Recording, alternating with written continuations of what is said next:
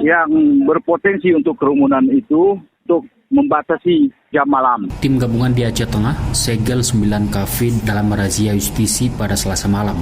Penyegelan itu lantaran dianggap melanggar instruksi gubernur atau Ingup nomor 8 tahun 2021 tentang pemberlakuan pembatasan kegiatan masyarakat berbasis mikro atau PPKM Mikro dalam upaya pengendalian penyebaran COVID-19.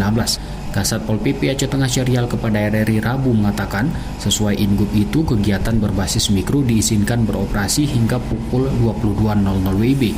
Dikatakan Syarial, penutupan itu berlangsung selama 2 kali 24 jam.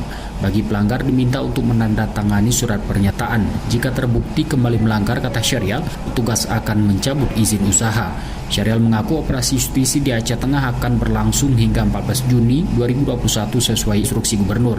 Kafe yang telah disegel katanya akan terus dipantau petugas.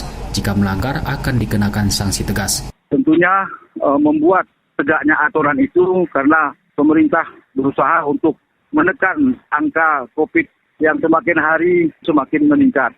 Mudah-mudahan dengan pelaksanaan razia justisi di bidang penegakan hukum ini dapat kita turunkan dari angka yang sebelumnya. Ini maksudnya. Lebih lanjut, Syarial mengaku operasi justisi juga terus dilakukan di tempat-tempat umum.